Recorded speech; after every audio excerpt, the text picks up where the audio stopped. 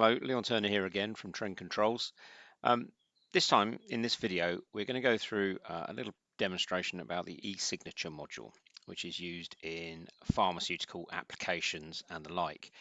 So while it is really geared up towards pharmaceutical applications and installations for qualified systems, it can also be useful for anywhere where data is precious and requires some sort of authentication for changes and or alarms to be acknowledged, that sort of thing.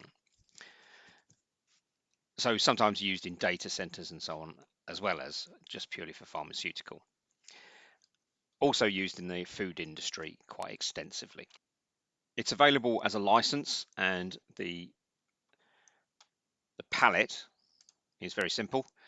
You can actually create a brand new station in IQVISION, which has all this already in it. So if I go to new station, you'll see here there is an IQVISION supervisor e-signature template for the station, which will effectively just put this in the services, which I've already done.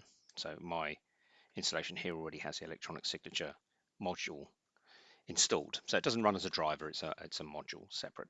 It doesn't have to be in the services area, could actually be anywhere in the station under the config space. For the purposes of this demonstration, I've got a few things already set up.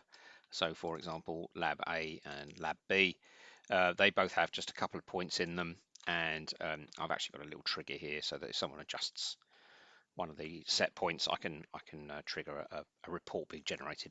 I've also configured a few users. We've got admin, of course, and Bob and Sam both have different roles. Bob being an administrator or senior facilities guy, Sam being his underling or minion. So Sam has fewer rights than Bob. The only way that's really shown here is that the level 2 authenticator role is different.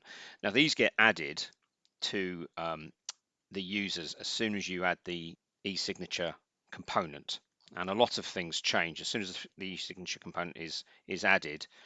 Things will change in the station depending on where you are. So it is quite automatic in that respect. You don't have to do an awful lot to change things to suit. Now if we go to the e-signature piece itself, I won't call it a service because it sort of isn't. There's a little bit of setup to be done in here. For example, the customer, what it's called. So I've also just given this a little label, labs, lab 1 and 2. And that's what I'm going to stick with. And we'll come back to this in a minute where the points are added. But for now, all I'm going to do is add some reason sets. Now, these are ways to identify why or how a change is being made to part of the station or one of the points. So if we just come up with a general, I'll add a couple. So temperature adjustment, I'm going to call it exactly the same thing. And then add some reasons for changing. So the name will be temp up, and the reason for change is it's too cold. It'll become obvious why these are here in a little while.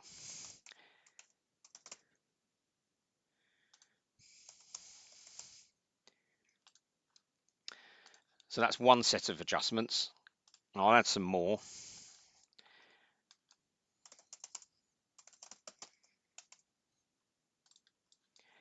Again, it doesn't seem to matter if you call them exactly the same thing.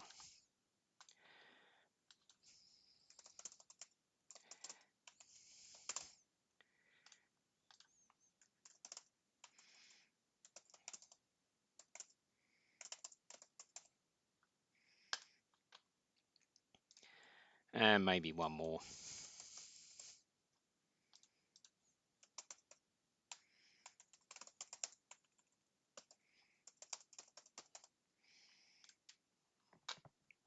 Okay, so you can see these are added down here. So what I'm going to do now is actually go through and add my points. So this is done in the same way a lot of Niagara and IQVISION stuff is done, in as much as it is a matter of finding your points and adding them as you see fit. So I'm going to go through the whole station because there really isn't that much in here. So we've got adjustment up, adjustment down. They're my bits. So I really want humidity and temperatures.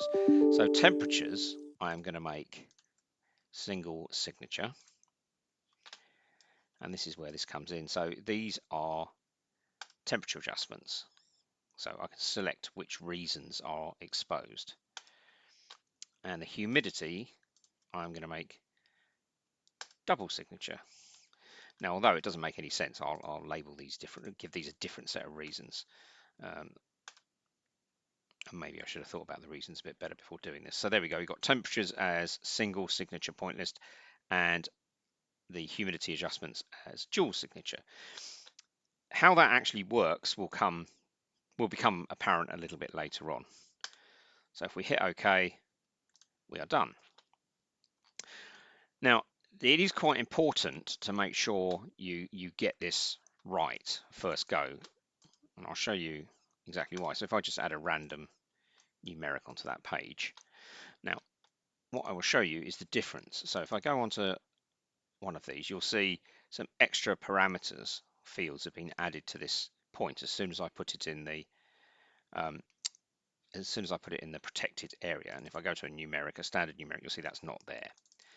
Now, if I try and adjust that, you'll see already those actions have changed, the available actions, from just the normal set you get with Niagara points to some enhanced ones with authentication. If I try and set it, I'm already being prompted for an extra set of information. And you can see level 1 and level 2. So I need 2 people to sign off on a change on that point. Whereas if I do it on this one, I can just do it in the normal fashion, as you'd expect. Now the same thing applies if I try and remove some points from my zones. So once they're in the protected area, to then start removing them, you will need to provide authentication. So the reason I mention that is if you add 150 points and then you decide that 50 of those are no longer required in this qualified selection, you will have to start taking them out one by one and using the authentication to do so, which will be fairly tedious. So it's a good idea to make sure the list of points you're putting in is pretty clear in your head and is not likely to change at a later date. So now we've got those points in that bucket. And incidentally, you'll also notice that protection applies to quite a few things. So I can just delete points out of this list. But to do it from, even in this very high level piece, I would need to use the authorization to do that. So it is worth pointing out that once these go in the protected bucket, they are protected quite properly from within the framework, within Workbench / IQVISION, and also within adjustments in the graphics. And to that point, we'll create a quick graphic. This is not going to be terribly good. We'll keep it nice and simple, and we'll put some points on there. Now, just dragging the points on as standard into our graphic isn't going to work for us because you need a special binding to make sure these are adjustable. So you can see you get the right actions available, but it's not going to work. And what we need to do is actually change the binding to something a little bit more specific. In order to do that, what I'm going to do, I'm going to go on this one. In fact, I'll duplicate it so we can see the difference before I change it. And I'll put the humidity on as well. So you can see it's a standard bound label binding. So if I take that off, you'll see on here, you've actually got an electronic signature secure bound label binding, which is what we want if this is what we are to do. I need to go away and find the point again. That will do for us for now. And the same with the humidity. Oops, forgot to animate the text. There we go. So same with humidity. We need to change this label binding. I mean, we could just add another one and then remove it, of course.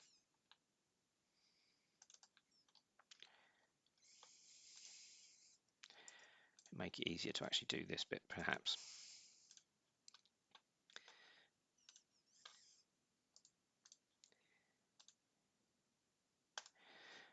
So now if I hover over them and sort of do the right click,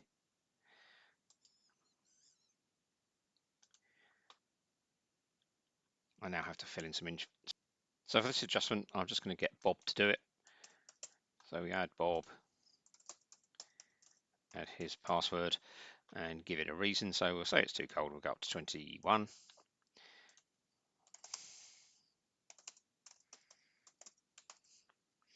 And sign it. And that commits the change into the database. And that's when it's actually sent. So the signing sort of adds an entry in the database in a special history, which I'll show you in a second, and it commits the change. If you do it without that secured or protected point bounding, it doesn't send the change, and it will just fail with a mysterious message. For the humidities, we made those dual authentication. So again, if I hit set with authentication, we'll choose a different reason, obviously. We'll just go for other. Spell it correctly, and we'll put it down to 70. I'll use admin as the first signatory on this one. I'll put the password in.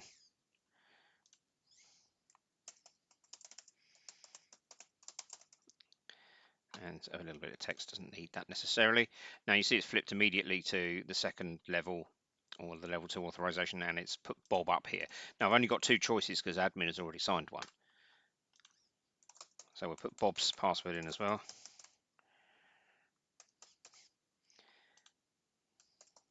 A little comment and sign 2. And